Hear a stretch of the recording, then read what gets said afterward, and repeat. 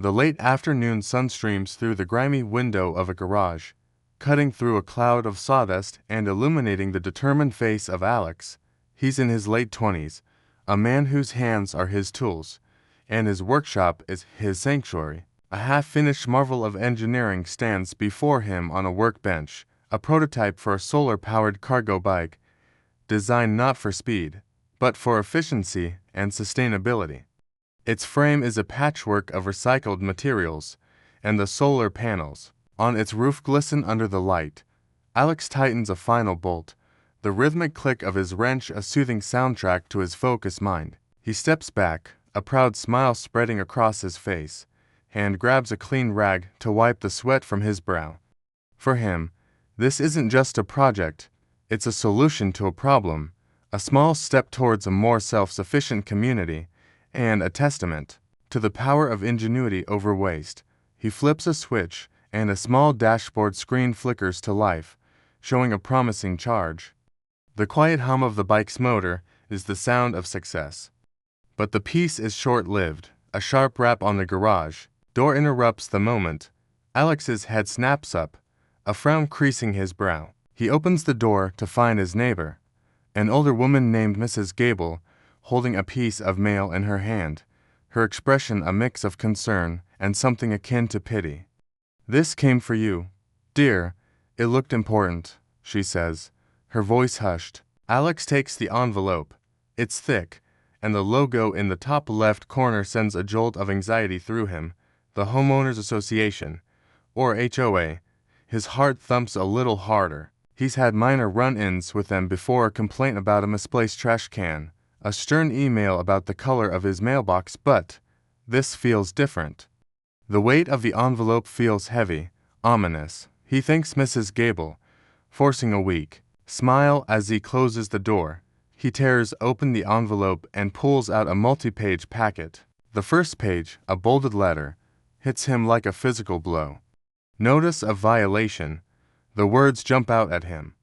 The letter meticulously lists a series of complaints: excessive noise, unsanctioned modifications to his property, storage of unapproved materials, and a specific, detailed accusation of operating a business from his residence, all in direct violation of the community's bylaws. The final paragraph is a cold, clinical demand: cease all workshop activities within 10 days, or face escalating fines and potential legal action. Alex's hands tremble as he reads. He rereads it, his eyes scanning the legalese, looking for an escape clause, a loophole, anything. But there's nothing. The letter is airtight, unyielding. He looks from the letter to his beautiful, half-finished cargo bike, the dream he has poured countless hours and all his savings into. The once bright hum of the motor now feels like a taunt. He closes his eyes, a feeling of white-hot anger rising. Within him, they want to shut him down. They want to take away his passion, his purpose. The fight he's been trying to avoid has just landed squarely on his doorstep. He crumples the letter in his fist, his jaw clenched, and his gaze hardens. This isn't just about him anymore. This is about a group of people dictating what others can and cannot do in their own homes. The tension hangs in the air, heavy and thick. This isn't over. This is just the beginning. The cold fury that had filled Alex a moment ago now settled into a deep, hollow frustration. He reread the HOA letter a dozen times, each word a hammer blow against his hope. Unsanctioned modifications, unapproved materials, operating a business. It was all a lie, a fabricated legal assault on his passion. The solar bike wasn't a business.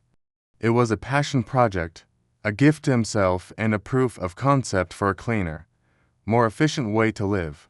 He slammed the paper onto his workbench, the echo of the sound a lonely declaration in his now silent garage. For the next 2 days, the silence was deafening. He tried to work, to ignore the ticking clock of the HOA's 10-day ultimatum, but the joy was gone. Every turn of a wrench felt like a small act of defiance that would soon be crushed. His mind raced with possible solutions: an appeal, a counter lawsuit, a simple move to another neighborhood. But all options felt like surrendering a part of himself. Just as his resolve began to waver, a knock came at his front door. It wasn't a friendly rap this time, but a series of firm, deliberate thuds. He opened the door to find two figures standing on his porch.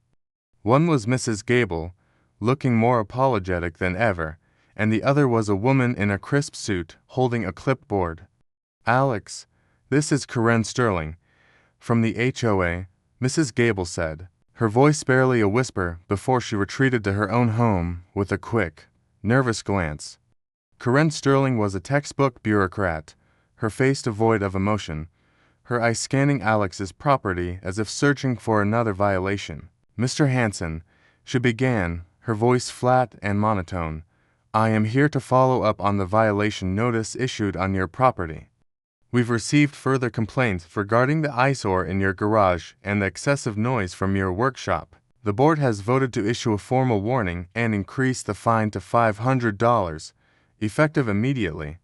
Failure to comply will result in further penalties and a lien on your property." Alex's blood ran cold. A lien. This was no longer a simple dispute. This was a war, and they were bringing out the heavy artillery. "Wait a minute, Miss Sterling," Alex protested, his voice tight with anger. "The noise. I work with hand tools. The only noise is a little hammering and drilling, and it's always before 5 p.m. And my project is not an eyesore, it's a sustainable cargo bike. It's a benefit to the community, not a detriment." Karen didn't even flinch. She adjusted her glasses, and her voice remained emotionless. "The bylaws state, no outdoor or garage-based projects that cause excessive noise or are deemed unsightly by the board are permitted. The board has deemed your project unsightly. The bike is not street legal. It is not a traditional vehicle, and therefore it violates several clauses. Your personal opinion on its benefit is irrelevant." The cold, unyielding logic of the woman, the sheer, unapologetic power she represented, crushed Alex's spirit.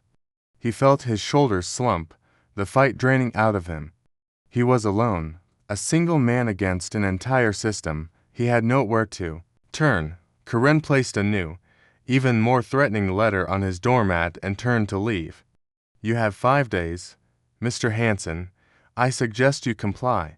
With that, she was gone, leaving Alex standing on his porch, feeling smaller and more powerless than ever before. He went back inside, not to his workshop, but to his living room. Collapsing onto the couch, he stared out the window, watching. The sun slowly set. He felt completely defeated, his dreams turning to dust. He was about to give up. He was going to sell his tools, dismantle his bike, and just conform. He thought about the other neighbors, the ones who had complained. He imagined their perfect lawns and their perfectly painted houses, all in a boring, uniform beige, all in compliance. He sighed, feeling a tear of frustration well up in his eye. Then, as his gaze drifted, he saw it. The sun was hitting the side of the house across the street, illuminating a small, colorful mailbox. It wasn't the standard black box the HOA mandated. It was a vibrant, hand-painted creation, a small rebellion. Further down the street, he noticed an old woman's porch had been converted into a vertical garden, a tangle of vines and flowers where there was supposed to be nothing but sterile wood. In the backyard of the house next to hers, a young couple had built a small, rustic chicken coop, its roof a mosaic of old shingles and discarded tiles. A slow, dawning realization began to form in his mind. He wasn't the only one. He wasn't alone. He was just the one the HOA had decided to make an example of. He saw his workshop, not as a violation, but as the biggest, most visible act of defiance in a neighborhood full of small, quiet ones. The anger and frustration that had been weighing him down suddenly shifted. He sat up straight on the couch, a glimmer of a mischievous smile forming on his face. The HOA's power wasn't in their rules, it was in the perception that everyone had to follow them, that everyone was alone in their desire for something different. But what if they weren't? What if all these small acts of rebellion could be connected? What if his cargo bike, the thing that got him into this mess, could be the symbol of a much larger, more powerful idea. The moment of inspiration hit him with the force of an electric shock. He would stop fighting alone. He would stop defending his workshop. Instead, he would build a movement. He would unite his neighbors, not against the HOA, but for a new vision of what their neighborhood could be. He would prove that a community is more than just a list of rules. It's the people and their shared passions. His heart started to pound with a new kind of energy, not of fear or frustration, but of purpose and determination. The fight was no longer just about his workshop, it was about creating a revolution. The idea was a spark, but the real work began with a single, tentative knock on a neighbor's door. Alex started with Mrs. Gable, the woman who had delivered the initial HOA letter. He found her tending to her meticulously manicured rose bushes, a look of worrying on her face. "Mrs. Gable," Alex began, "I need your help. The HOA is trying to shut me down, but I've been thinking, they're not just bothering me, they're bothering all of us." He pointed to her rose bushes. "I know they complained about those being too tall last year." Mrs. Gable's eyes widened in surprise, a flicker of defiance in their depths. Alex then walked her through the neighborhood, pointing out the small acts of rebellion he had noticed. The brightly painted mailbox that was now a faded conversation starter. The miniature free library box that a young couple had built on their lawn. He showed her that they weren't isolated incidents, but a quiet, collective desire for personality in a sea of beige. Alex's passion was contagious. Mrs. Gable, once a picture of conformity, became his first ally. With her support, the mission felt less impossible. Their next stop was the young couple, Sarah and Ben, the proud creators of the mini library. Ben, a graphic designer, had a clear eye for aesthetics and a sharp tongue for bureaucracy. "The HOA fined us $25 for that," he said, gesturing to the small wooden box. "They called it an unapproved structure, but you know how many books have been exchanged in it? Hundreds. It's the best part of our street." The four of them then went on a mission, knocking on doors and talking to neighbors. Alex had a simple, powerful pitch. "We're not fighting against them. We're building for us." The response was overwhelmingly positive. People were tired of the fines, the petty rules, and the feeling that their homes weren't truly their own. The group, which quickly grew from 4 to a dozen, began to call themselves the Neighborhood Collective. They held their first official meeting in Mrs. Gable's spacious backyard, the very place she had once feared the HOA would fine for overgrown hedges. As they brainstormed, the energy was electric. They needed a project that was not only useful, but also a clear, visual statement against the HOA's rigid control. It had to be something that everyone could see and be proud of. After much discussion, they landed on the perfect idea: a community garden. It was a brilliant plan. There was a small, neglected patch of land at the entrance of the neighborhood, a barren square of dead grass that the HOA had been promising to landscape for years. It was technically common ground, but it was ugly and served no purpose. The collective decided they would transform this patch of land into a vibrant, communal space. They would plant vegetables and flowers, build raised beds, and create a little oasis for everyone. It was a project that was difficult to argue against. Who could complain about fresh vegetables and beautiful flowers? The project became a flurry of activity. Alex, with his engineering skills, designed the layout for the raised beds and an efficient watering system. Ben and Sarah created a beautiful, hand-painted sign for the garden that read, "The Collective Garden, Sown with Love." Mrs. Gable, with her green thumb, became the garden's official manager, guiding everyone on what to plant and how to care for it. Neighbors who hadn't spoken in years were suddenly working side by side, sharing tools, seeds, and stories. The project created a sense of purpose and a bond that had been missing for years. The once barren patch of land quickly became a beautiful tapestry of green. The reaction was immediate and overwhelmingly positive. People who weren't even part of the collective started showing up with donations of trowels, gloves, and fertilizer. Kids from the neighborhood came by to help water the plants, their laughter a cheerful soundtrack to the project. The garden became a meeting place, a spot where neighbors could chat and share their day. The unapproved structure became a source of community pride. Everyone who drove past saw a symbol of what their neighborhood could be when they worked together. The project was so visible, so undeniably positive, that even the most skeptical neighbors couldn't help but smile. For the first time, people felt like they truly belonged. Alex saw the change in Mrs. Gable's eyes. The fear was gone, replaced by a deep sense of pride. He knew then that this was more than just a fight against the HOA, it was a movement to rediscover their community. The victory was small, but it was real. They had created something beautiful where there was once nothing, and in doing so, they had proven that their collective strength was far greater than any one of the HOA's rules. The collective garden bloomed not just with vegetables and flowers, but with a vibrant sense of community. For 2 blissful weeks, it was the heart of the neighborhood. Neighbors gathered in the evenings, sharing gardening tips and the day's gossip. Children laughed as they chased each other through the rows of young plants, and the air smelled of fresh soil and newfound hope. The garden was a visible, living testament to what a community could achieve when it came together.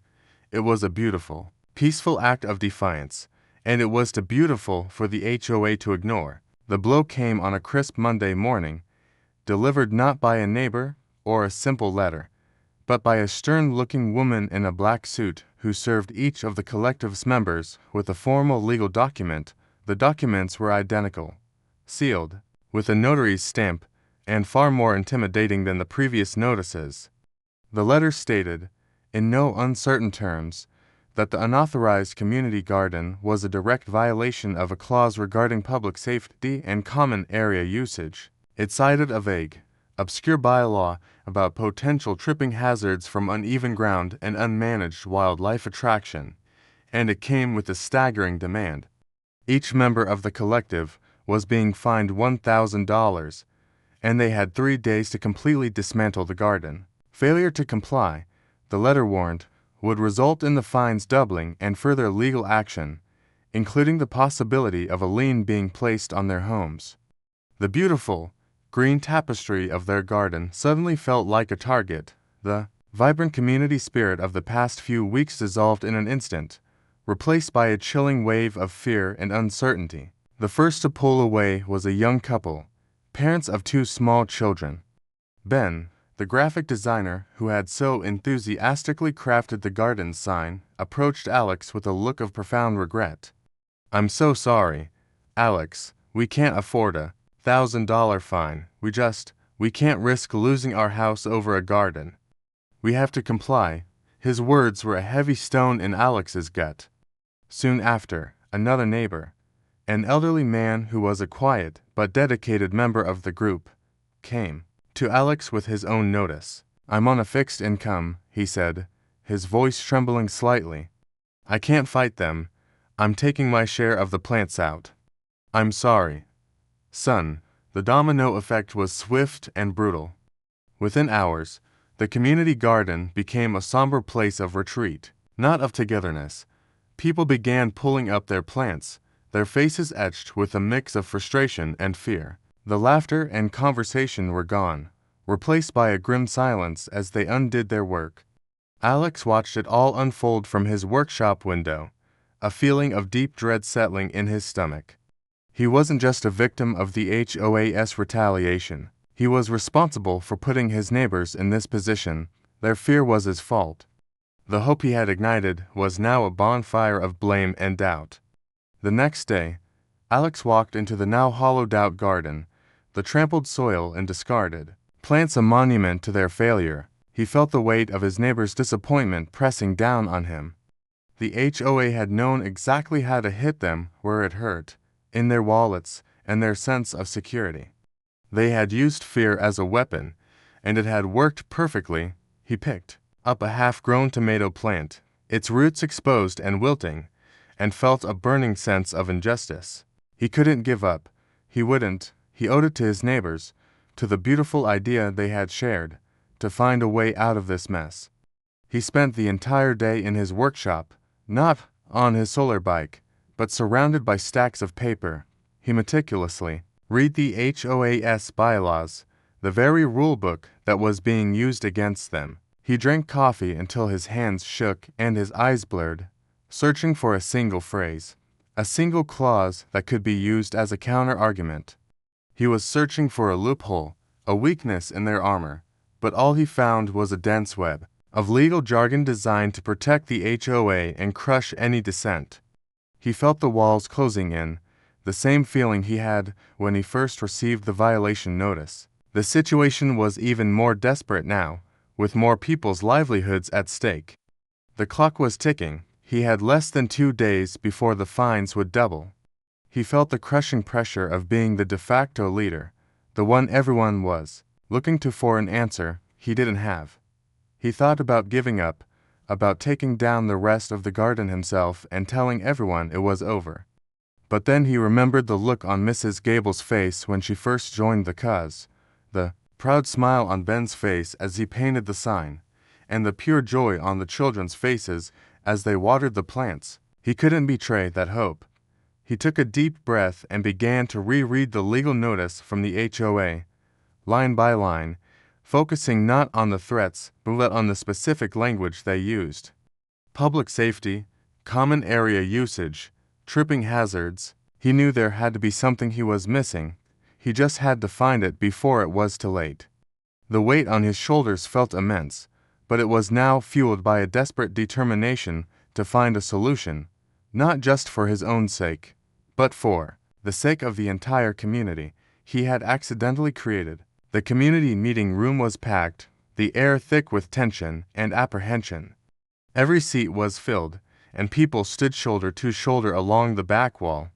The faces of the neighbors, once bright with hope, now reflected a mix of fear and defiance.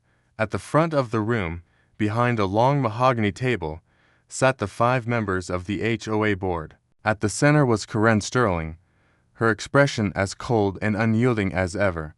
She held a gavel, and her eyes scanned the crowd, a look of smug confidence on her face.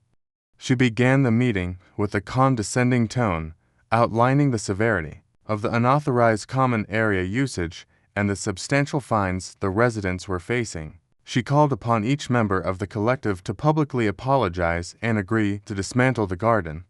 She spoke of bylaws, legal precedents, and financial penalties, systematically dismantling their hope.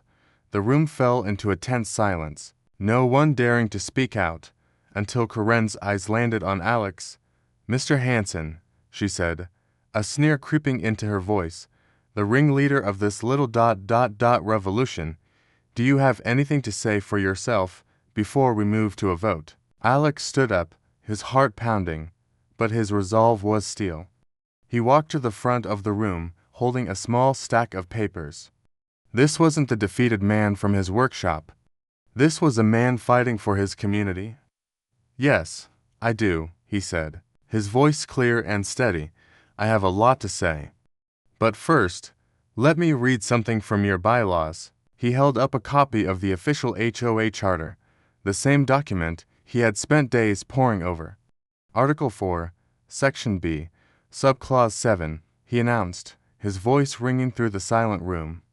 "The board shall take all reasonable and necessary steps to improve the aesthetic, environmental, and financial well-being of the community." He paused, letting the words sink in. He then pulled out a single sheet of paper from his stack. "This is a report from a local real estate agent," he continued. "It shows that since the creation of our community garden, there has been a noticeable increase in inquiries about homes in our neighborhood. The agent attributes this directly to the unique, community-focused appeal of our area. The garden, it turns out, has not only improved the aesthetic and environmental well-being, but also the financial well-being of our community." A ripple of murmurs ran through the crowd. Karen looked visibly shaken, but she quickly recovered. "That's speculation, Mr. Hansen. Your project is a clear violation of other rules. It's a tripping hazard, an unapproved structure." "Actually, it's not," Alex interrupted, holding up another document. This is a copy of a city permit. I filed for a permit for a raised bed communal garden project 2 days ago. I was told that as long as we were using removable beds and following city guidelines for height and access, we were in full compliance. I believe the city's approval supersedes a bylaw that's being used as a weapon, not a guideline. A gasp spread through the room. Alex had found the loophole, the one they never expected him to find. He had beaten them at their own game. He then pulled out a third document. And finally, he said, his voice unwavering, I have a petition. It's signed by every single person in this room, and a dozen more who couldn't make it. It states that we, the homeowners, find the garden to be a beneficial addition to our community. The HOA's power comes from the homeowners. When we are unified, our voice is your mandate. He looked directly at Karen, whose face had gone pale. The bylaws state, you will take all reasonable and necessary steps to improve the community. The most reasonable and necessary step you can take right now is to listen to us. Karen slammed her gavel, her authority crumbling before their eyes. This is highly irregular. But before she could continue, Mrs. Gable stood up. No, what's irregular is you fining us for building a community while you let the entrance sign fall apart, she shouted. Other neighbors began to stand, one by one, their voices rising in a chorus of shared grievances. The fear was gone. The unified front they had built in the garden was back, stronger than ever. The board members, seeing the overwhelming support for Alex and the futility of their position, looked at each other nervously. The vote wasn't going to go their way. After a whispered conversation, the board chairman, a timid woman who hadn't spoken the entire night, cleared her throat. Mr. Hansen's points ... are valid. The board will vote to withdraw all fines and fully approve the community garden. The room erupted into cheers and applause. The victory was complete. Alex was mobbed by his neighbors, a hero not because he had fought alone, but because he had taught them to fight together. The neighborhood collective was no longer a small, rebellious group. It was a testament to the power of a unified community. The story ends with a shot of the community garden, now thriving and officially approved, with a beautifully crafted sign hanging at its entrance. The collective garden, it was a symbol of their victory, and a reminder that a neighborhood is not defined by its rules, but by the people who call it home. The revolution was a success.